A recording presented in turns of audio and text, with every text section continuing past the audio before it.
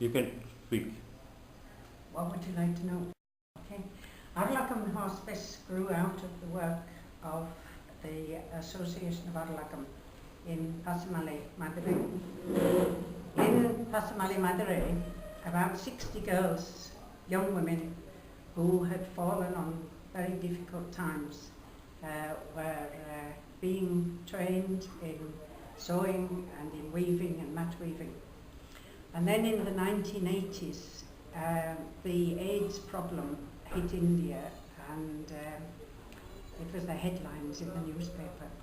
And so we tested these 60 girls who were there, and we found that out of 66 of them were HIV positive.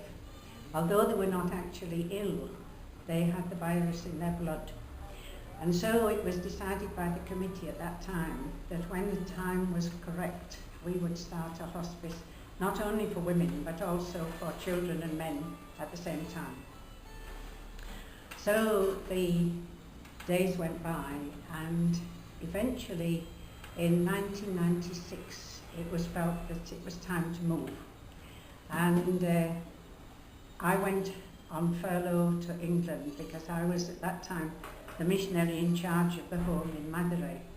I went on home on furlough to England, and for 6 months I studied the hospice service in England. And then, having got that information, I came back to India 6 months later, and we were able to find, with the help of the Methodist Church Relief and Development Fund, a large area in which we could build a hospice.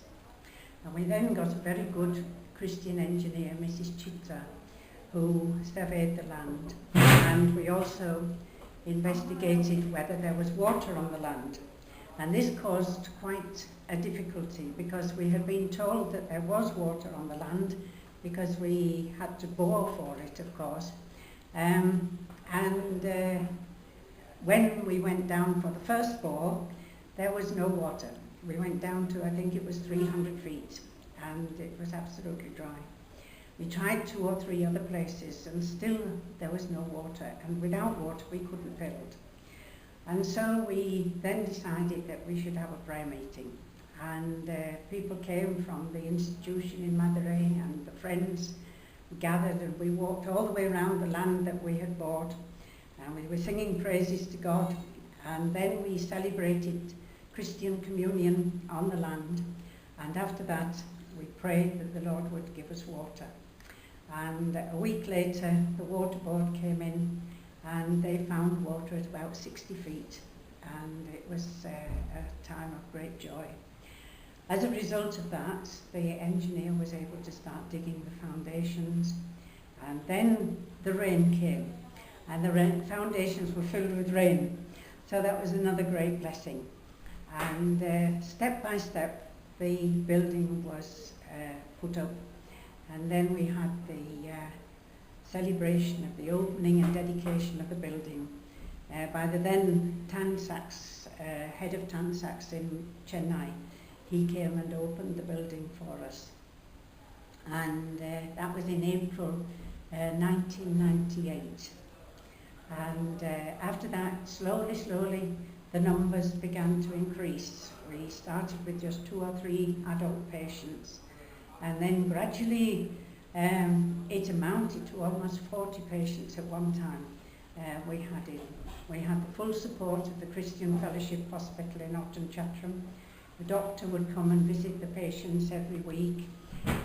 We also had contact with the government doctors, and generally we had tremendous support from all directions.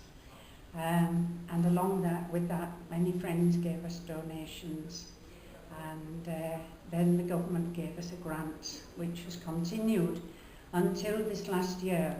And unfortunately, because of the financial crisis in the whole world, really, the government has had to withdraw all grants to hospices like ours.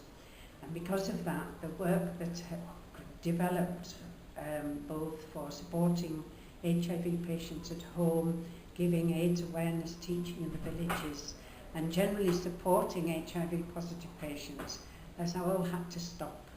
And we feel very sad about that, but it's one of the situations in the world at the present time that needs to be dealt with.